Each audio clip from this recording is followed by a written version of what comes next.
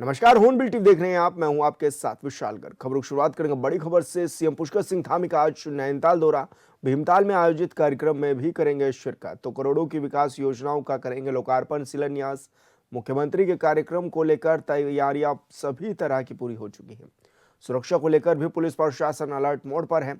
तो ये बड़ी खबर आप तक पहुंचा रहे हैं, जहां पर नैनीताल दौरा ये बताया जा रहा है मुख्यमंत्री पुष्कर सिंह धामी का, जो कि काफ़ी खास भी माना जा रहा है। और इस दौरान यह भी बताया जा रहा है कि करोड़ों रुपए की विकास योजनाओं का लोकार्पण और शिलान्यास मुख्यमंत्री पुष्कर सिंह धामी करेंगे। मुख्यमंत्री के कार्यक्रमों को लेकर सभी तरह की तैयारियां पूरी कर ली गई हैं। सुरक्षा को लेकर भी पुख्ता इंतजाम किए गए हैं। पुलिस प्रशासन अलर्ट मोड पर है। तो आज सीएम धामी का नैनीताल दौरा काफी खास भी माना जा रहा है।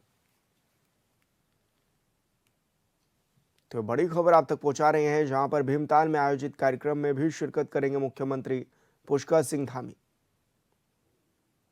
और ऐसे में करोड़ों रुपए की विकास योजनाओं का लोकार्पण और शिलान्यास भी करेंगे। तो मुख्यमंत्री के कार्यक्रम को लेकर सभी तरह की तैयारियां पूरी कर ली गई हैं। सुरक्षा व्यवस्था के भी पुख्ता इंतजाम इस दौरान किए गए हैं। तमाम लोगों से मुलाकात भी मुख्यमंत्री इस दौरान कर सकते हैं।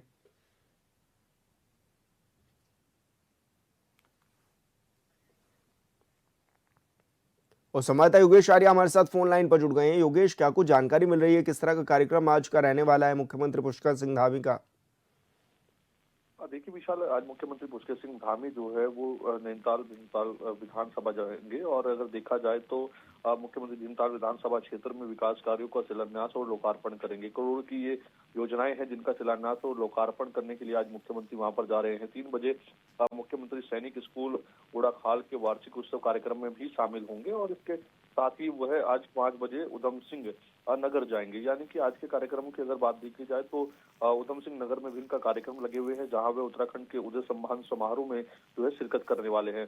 तो एक और जहां वह भीमताल में करोड़ों की योजनाओं का लोकार्पण और शिलान्यास करेंगे, तो वहीं दूसरी ओर उदय सम्मान समारोह में भी प्रतिभाग करते हुए नजर आएंगे। जी, लेकिन कितना खास ये दौरा माना भी जा रहा है? लगातार मुख्यमंत्री जो हैं वो अलग अलग क्षेत्रों में दौरा करते हुए भी नजर आ रहे हैं। ऐसे में बिल्कुल देखिए विशाल, क्योंकि चुनाव भी नजदीक है और उसके चलते अगर देखा जाए तो इससे पहले जो है लगातार जो योजनाओं की घोषणाएं की गई हैं, उनके जो का काम पूरा हो चुका है, उनका लोकार्पण और नई योजनाओं की सौगात देने, उनका शिलान्यास करने के लिए आज मुख्यमंत्री का दौरा है। और निश्चित तौर पर करोड़ों की जो परियोजनाएं हैं, विकास कार्य हैं, उनका जो है आज शिलान्यास और लोकार्पण होना है। बेहद उत्साह जो है वहाँ के इलाके के लोगों में है, क्योंकि उनके लिए बड़ी परियोजनाओं का आज जो है तोहफा देने जा रहे हैं। और ऐसे में उसके बाद जो है सैनिक स्कूल गोराखाल में जो वार्षिक उत्सव है उसमें भी शामिल होकर वहाँ के जो स्कूल में जो लोग हैं उनका जो है उत्साहवर्धन जो है इस कार्यक्रम से होगा। इसके साथ साथ अगर देखा जाए तो उधम सिंह नगर में कार्यक्रम में जहां पे पहुंचेंगे तो उत्तराखंड उदय सम्मान समारोह में भी शिरकत करेंगे। और वहां पर भी जो है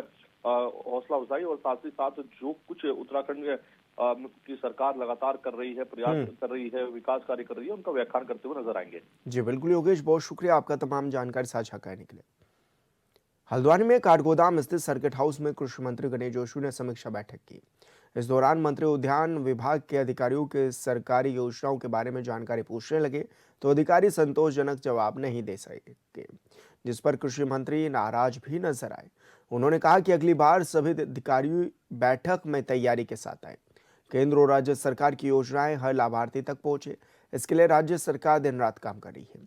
लेकिन अधिकारियों को समझना होगा कि लाभार्थियों और जनप्रतिनिधियों तक सरकार की योजनाओं की जानकारी समय पर पहुंच सके।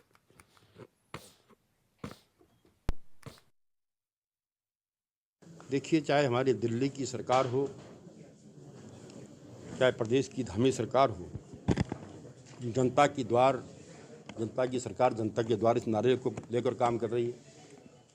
माननीय मुख्यमंत्री जी खुद आपने देखा होगा हर क्षेत्र में पहुंच रहे हैं। जितने विधायक मंत्री हैं सब अपने क्षेत्रों में जा रहे हैं। मैं भी लगभग 8 जिलों का दौरा मैंने किया है और अपने वहाँ की समीक्षा मैंने की है। क्योंकि आज जो हमारे यहाँ की जलवायु है, हमारा जो मिलेट्स है पूरे देश में सबसे सर्वोत्तम है। जब मेरिट्स इंस्टीट्यूट हैदराबाद ने उसकी टेस्टिंग की तो सबसे बेहतर पाया गया। उसका उत्पाद कैसे बढ़े, सब्सिडी दे रहे हैं। तो मंत्री ने इस दौरान अधिकारियों को फटकार भी लगाई है और अधिकारियों को कहा है कि अगली बार पूरी तैयारी के साथ आए, क्योंकि जब मंत्री ने सवाल किए तो अधिकारी उनका जवाब नहीं दे सके। ऐसे में मंत्री की नाराजगी भी नजर आई और उन्होंने अधिकारियों को फटकार तक भी लगा दी।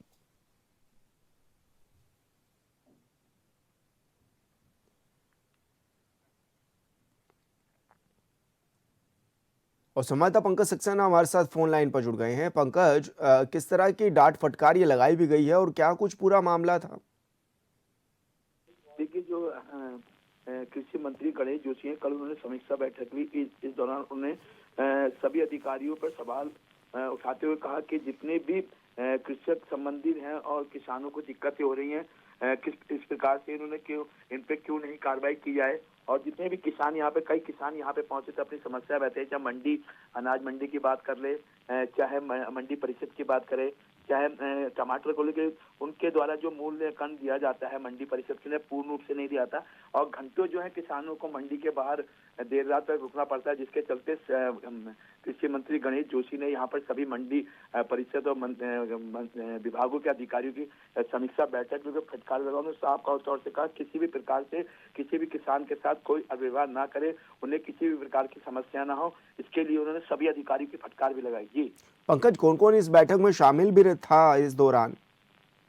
देखिए, इस दौरान जितने मंडी परिषद के चाहे अनिल डब्बू अध्यक्ष रहे, वो रहे, सचिव रहे, और जितने भी अधिकारी हैं यहाँ पर, जिलाधिकारी मौजूद थे, एडीएम मौजूद थे, जितने विभाग के समस्त अधिकारी मौजूद थे मंडी परिषद से, उन सब यहाँ पर मौजूद रहे और सभी ने को आश्वासन दिया है कि किसी भी प्रकार से आगे से किसी भी किसानों को कोई दिक्कत या कोई परेशानी नहीं होगी। जी बिल्कुल पंकज, बहुत शुक्रिया आपका तमाम जानकारी साझा करने के लिए। मसूरी में बीती देर शाम एक बड़ा हादसा होने से टल गया। बता दें कि घनानंद इंटर कॉलेज के पास एक कार अचानक अनियंत्रित होकर खाई में जा गिरी, लेकिन बीच में पेड़ों में फंस जाने से कार पूरी तरह नीचे नहीं गिर सकी। वहीं हादसे में कार चालक गंभीर रूप से घायल हो गया। स्थानीय लोगों का आरोप है कि घटना की जानकारी करीब 1 घंटे पहले ही 108 एम्बुलेंस और पुलिस को दी गई थी, लेकिन पुलिस और एम्बुलेंस कोई भी मौके पर नहीं पहुंच सका। उनका कहना है कि सरकार दुर्घटना के समय अलर्ट रहने की बात करती है, लेकिन जमीन पर 108 एम्बुलेंस और पुलिस की खुली लापरवाही भी साफ नजर आ रही है। जितनी भी हमारे जो लोग बोलते हैं ना, स्वास्थ्य कहाँ है, स्वास्थ्य कहाँ है, हमारे पुलिस प्रशासन अभी यहाँ पे जो है किसी की जिंदगी बचाने के लिए हम 108 को फोन करते हैं, 108 को 1-1.5 घंटा पहले कॉल जाती है, 108 यहाँ पे नहीं पहुँचती है, फिर भी कहते हैं यार स्वास्थ्य है मसूरी में, कहाँ है यहाँ पे? 108 वाले क्या कह रहे हैं? 108 वाले कह रहे हैं कि हमारी गाड़ी अभी क्या सुबह खोली है या वहाँ फंसी हुई है। अगर मान लीजिए मसूरी में कोई चीज़ होती है, कोई घटना होती है, ये तो मैं आपके चैनल के माध्यम से सरकार से भी ये बात करना चाहता हूँ और अपने जो भी हमारे स्वास्थ्य मंत्री हैं उनसे भी ये बात करता हूँ। मसूरी इतनी बड़ी सिटी, जौनपुर से लेकर पूरा इसमें जब मसूरी के लिए वो करता है, यहाँ पे इतनी बड़ी दुर्घटना होगी, अभी तक यहाँ पे एम्बुलेंस तक नहीं पहुंची। आपने कैसे भेजा मरीज को? मरीज को हमने पर्सनल गाड़ी से भेजना पड़ा है। यहाँ पे पुलिस वालों को फोन करे, पुलिस वाले अभी तक यहाँ नहीं पहुंचे। घटना थी और हम लोग आकाश ही यहाँ पे पहुँच पाए हैं, लेकिन 1-1.5 घंटे पहले यहाँ से इन्होंने एम्बुलेंस को फोन किया, लेकिन एम्बुलेंस नहीं पहुँच पाई। तो कहीं ना कहीं एक कटाक्ष होता है सरकार के ऊपर कि क्या व्यवस्था है, अगर कहीं पे दुर्घटना हो जाती है और हमें 1-1.5 घंटा लगेगा तो मरीज को अभी हमें जो है अपनी पर्सनल गाड़ियों से भेजना पड़ा। बहुत बड़ा दुर्भाग्य है। मसूरी जैसे शहर है। अब मुझे नहीं पता पुलिस को फोन किया गया कि नहीं किया गया, लेकिन एम्बुलेंस को कम से कम 1-1.5 घंटा पहले फोन कर दिया गया। अंकल घर यहीं पास में है, तो हमें पता लगा कि अभी जोर से आवाज आई है, किस चीज की आई है, तो हम रोड से देखने आए हैं, तो देखा तो नीचे देखा हमने स्कूटियाँ भी खड़ी है, तो फिर हम लोग नीचे गए सब, तो मेरे भाइयों ने देखा कि फिर मेरे भाइयों ने गाड़ी खोली और फिर उससे उन अंकल को निकाला, ऊपर लाया। हमने 1-1.5 घंटे पहले कॉल किया है, ना पुलिस आई है। उत्तराखंड में लगातार बढ़ रही मानव वन्यजीव संघर्ष की घटनाओं ने अब आम लोगों के साथ साथ स्कूली बच्चों की सुरक्षा को लेकर भी गंभीर चिंता खड़ी कर दी है। कई जिलों में जंगली जानवर आबादी वाले इलाकों तक पहुंच रहे हैं, जिससे बच्चों के साथ ही स्कूल आने जाने पर खतरा भी मंडराने लगा है। हालात को देखते हुए सरकार और वन विभाग अलर्ट मोड में आ गया है। शिक्षा मंत्री ने इस पूरे मामले पर बड़ा बयान देते हुए सरकार की कार्रवाई की जानकारी भी दी है।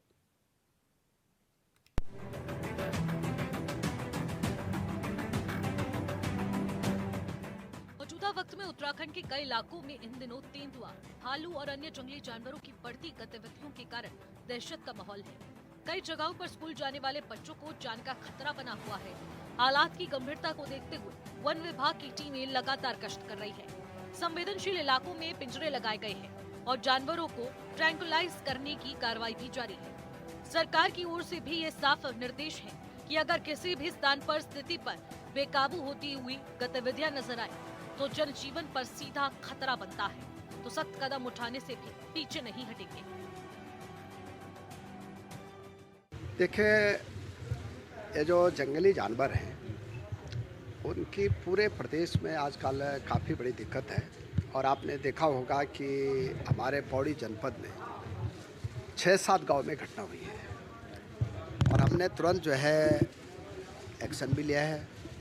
वहाँ पिंजरे भी लगे हैं, वन विभाग की टीमें वहाँ भी गए हैं और यहाँ तक कि भी आदेश हो गए कि अगर उनको मारना पड़ेगा तो मारने के भी आदेश सरकार की तरफ से दिए गए हैं। शिक्षा विभाग की ओर से बच्चों की सुरक्षा को प्राथमिकता देते हुए प्रभावित इलाकों के प्राथमिक स्कूलों में ऑनलाइन पढ़ाई की व्यवस्था की गई है। वहीं कुछ स्कूलों में बच्चों को सुरक्षित ले जाने और लाने की जिम्मेदारी वन विभाग की टीम निभा रही है।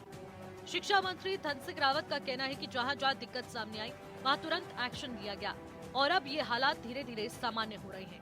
प्रदेश में जंगली जानवरों की बढ़ती गतिविधियों से कुछ जनपदों में दिक्कतें आई हैं। जहां भी घटनाएं हुई हैं वहां तुरंत वन विभाग की टीम तैनात कर दी गई, पिंजरे लगाए गए, स्थिति पर नजर रखी जा रही है। और जहाँ ये दिक्कत थी वहाँ हमने शिक्षा विभाग के जो हमारे प्राइमरी स्कूल हैं उनको कहा है कि जब तक स्थिति सामान्य नहीं होती तब तक बच्चों को ऑनलाइन भी पढ़ाया जा सकता है और नहीं तो वन विभाग की टीम बच्चों को जो है स्कूल तक ले जाना और घर तक छोड़ना, ये भी हमने 4-5 स्कूलों में किया है, लेकिन अब धीरे धीरे सामान्य स्थिति हो गई। गौरतलब है कि पहाड़ी क्षेत्रों में लगातार बढ़ते मानव वन्यजीव संघर्ष ने प्रशासन की चुनौतियों को और बढ़ा दिया है। ऐसे में सरकार के सामने जहां वन्यजीव का संरक्षण एक जिम्मेदारी है, तो वहीं लोग और खासतौर पर बच्चों की सुरक्षा सबसे बड़ी प्राथमिकता बनी हुई है। ब्यूरो रिपोर्ट, ऑनबिल टीवी। देवभूमि उत्तराखंड में 2017 से ही सत्ता में बैठी बीजेपी 2027 के चुनाव में हैट्रिक लगाने की तैयारी में जुटी हुई है।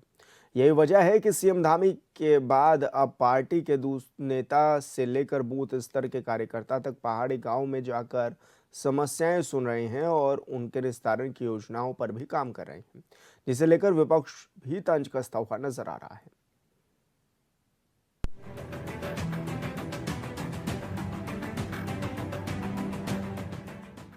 उत्तराखंड के मुख्यमंत्री पुष्कर सिंह धामी लगातार पहाड़ से लेकर मैदानी इलाकों तक दौरा कर रहे हैं।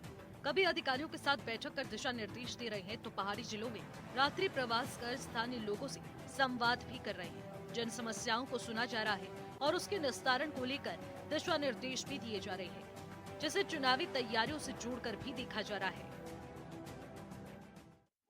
लगातार भारतीय जनता पार्टी का चाहे कार्यकर्ता हो, मुख्यमंत्री जी हमारे जिस तरीके से प्रवास कर रहे हैं, हमारे मंत्री और विधायक लगातार जो प्रदेश की योजनाएं हैं उनको घर घर तक पहुंचाने के लिए प्रवास कर रहे हैं और माननीय मुख्यमंत्री जी प्रवास करने के साथ साथ मॉनिटरिंग करने का काम भी कर रहे हैं और प्रत्येक जिले में जाकर के वहां सभी जो हमारा प्रशासन है, शासन है, उसके साथ बैठ के करके सभी योजनाओं को देखने का काम कर रहे हैं। और भारतीय जनता पार्टी का एक एक कार्यकर्ता, क्योंकि अब चुनावी वर्ष है, 2027 में चुनाव होना है। 2017 के बाद 2022 चुनाव में मिली जीत से उत्साहित बीजेपी नेताओं में उत्साह है। यही वजह है कि पार्टी नेता इस बात पर जोर देते हैं कि पीएम मोदी और सीएम धामी के नेतृत्व में न सिर्फ पहाड़ी राज्यों में तेज गति से विकास हो रहा है, बल्कि पहाड़ के लोगों की जिंदगी में बड़ा बदलाव आ रहा है। बीजेपी के नेता इस बात पर जोर देते हैं कि तीसरी बार भी प्रदेश की जनता बीजेपी के साथ खड़ी होगी। हमारे तमाम जो पूरा संगठन है, हमारे जो मोर्चे हैं, हमारे जो प्रकोष्ठ हैं, वो लगातार लोगों के बीच में प्रवास के माध्यम से जो है इन सारी योजनाओं को क्रियान्वयन करने का काम कर रहे हैं, लोगों के बीच में है और लोगों को केंद्र की योजनाओं से लेकर के और राज्य की योजना तक अवगत करा रहे हैं, चाहे उसमें मातृशक्ति हो, युवा हो, बुजुर्ग हो, तमाम सभी वर्गों के लिए प्रदेश की चलाई गई योजनाओं को एक एक घर घर तक वो योजनाएं पहुंचे, उसका पूरा प्रारूप हमने तैयार कर दिया है। क्योंकि चुनावी वर्ष है हमारा और चुनावी वर्ष में अगले साल हमारा चुनाव होना है, तो लगभग भारतीय जनता पार्टी के संगठन से लेकर और सरकार तक पूरी तैयारी है लोगों के बीच में काम करना, और संगठन हमारा पूरी तरीके से तैयार है 2027 के चुनाव के लिए। 2027 के विधानसभा चुनाव में बीजेपी की जीत होगी या फिर जनता कांग्रेस को मौका देगी, ये कहना आसान नहीं है। लेकिन सत्ताधारी पार्टी बीजेपी अब सीएम धामी के साथ ही कैबिनेट मंत्री से लेकर विधायक, संगठन पदाधिकारी और निकाय पंचायतों के प्रतिनिधियों को सीएम की तरह पहाड़ी इलाकों में रात्रि प्रवास करने पर काम कर रही है।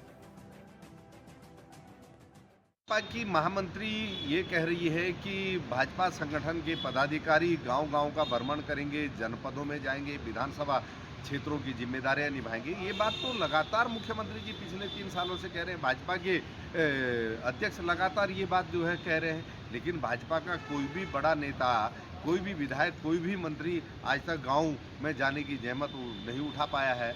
और लगातार जो है जो जन समस्याएं हैं, लोग उनके लिए आंदोलन कर रहे हैं, रोजगार की मांग को आंदोलन कर रहे हैं, बेटियां सुरक्षा की मांग को लेकर के आंदोलन कर रही है। उस पर न भाजपा नेताओं का ध्यान है, न सरकार का ध्यान है।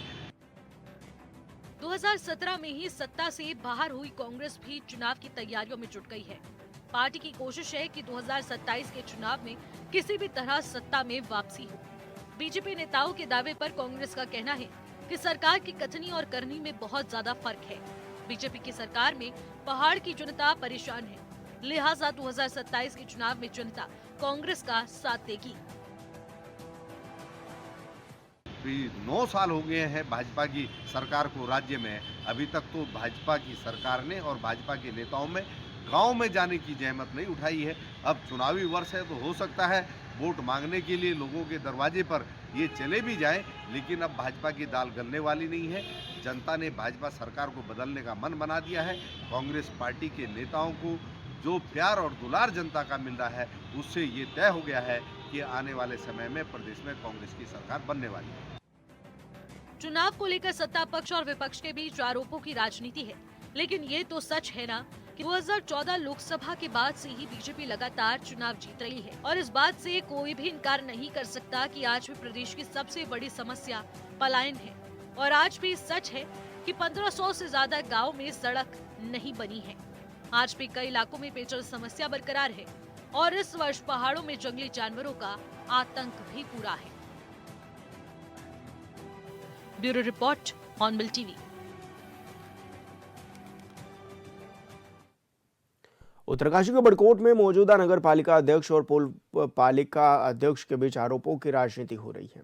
पूर्व अध्यक्ष का कहना है कि पालिका में भ्रष्टाचार हो रहा है, तो वर्तमान अध्यक्ष ने आरोपों को निराधार बताया है।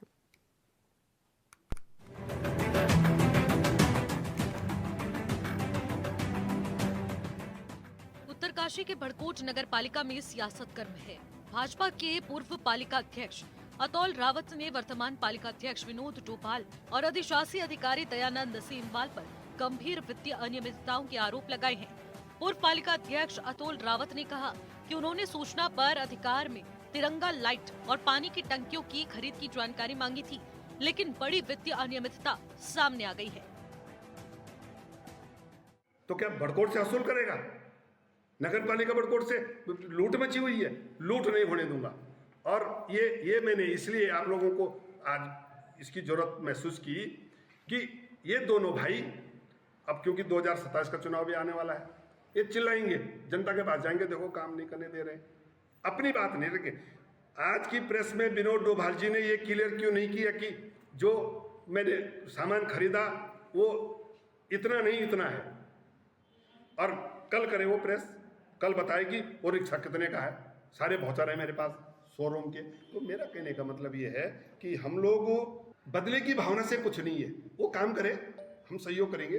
रही बात वो मेले की, मेला रवाई सर्दोत्सव विकास मेला कर दिया, दारू का अड्डा बना दिया स्टेज के पीछे, मारा पैक, चल दिया स्टेज पे नाचने के लिए। अतुल रावत ने दावा किया है कि नौगांव नगर पंचायत में कम कीमत पर वही तिरंगा लाइट 16 दिन बाद बड़कोट पालिका ने उसी ठेकेदार से अधिक दरों पर खरीदारी कर दी, जो संदेह पैदा करता है। इसके अलावा उन्होंने कई विकास कार्यों पर घोटाले के आरोप लगाए हैं। पूरे 7 दिन तक नगर पालिका का अध्यक्ष विनोद डोभाल ही मंच पर नाचता हुआ दिखाई दिया। पूरे बड़कोट के व्यापारियों ने विनोद डोभाल जी को नया समझ करके बड़ा अच्छा सपोर्ट किया उस समय, और आज उन व्यापारियों का व्यापार बंद कर दिया। 1 महीने से बड़कोट व्यापारियों का व्यापार ठप है। वो जो बरेली से ले आया उठा के, उसको बोला बेच, यहाँ कंबल बेच, बोरी बेच, तमाचा बेच, तमाशा कर। कहने का मतलब ये है कि विनोद डोभाल जी जिस लाइन पे चल रहे हैं वो लाइन नहीं। पूर्व अध्यक्ष के आरोपों पर पालिका अध्यक्ष विनोद डोभाल ने आरोपों को बेबुनियाद बताया है। उन्होंने कहा कि रवाई उत्सव मेला अपेक्षा से अधिक सफल रहा है। जनता ने भी भरपूर समर्थन दिया। ऐसे में राजनीतिक विरोधियों की तरफ से आरोप लगाना स्वाभाविक है। सामग्री खरीदारी पर डोभाल ने स्पष्ट किया कि सभी खरीद जेम पोर्टल के माध्यम से की गई है और जहां दरें पोर्टल स्वयं निर्धारित करता है, इसलिए इसमें पालिका की किसी भी प्रकार की हेराफेरी की गुंजाइश नहीं है। बिल्कुल मेरे संज्ञान में है। मैंने लोगों से उड़ती बातें सुनी है, मैंने देखा होगा नहीं अभी। चाहे वो पूर्व नगर पालिका अध्यक्ष हो या एक शिवम जी करके वो कहीं पे बोल रहे हैं किसी को, शायद तो वही शिवम है जिन्होंने हमारे को जेम पोर्टल पे हमारे यहाँ एक गाड़ी की रिक्वायरमेंट था और जिसमें शर्तें थी कि वो अशोक लेलैंड की गाड़ी होगी। वो सज्जन को जेम पोर्टल में सबसे कम उसकी बिडिंग थी, उसमें दर थे, तो वो जेम पोर्टल ने सेलेक्ट करा। उसमें जो प्राइस का कंट्रोल है वो हमारे हाथ में है नहीं है, गवर्नमेंट का पोर्टल है और ज़्यादातर खरीदारी जो है पालिकाओं में उसी जेम पोर्टल से होती है, और चाहे नगर पालिका बड़कोट हो या बाकी अन्य नगर पालिकाएं भी। एक आरटीआई से मिली जानकारी पर आरोप लगा रहा है तो दूसरा आरोपों को निराधार बता रहा है। फिर भी ये तय कैसे होगा कि कौन सच बोल रहा है और कौन झूठ? जरूरत है मामले की जांच। Bureau report, hornbill TV. और फिलहाल इस बुलेटिन में इतना ही। आप देखते रहिए हॉर्नबिल टीवी। नमस्कार।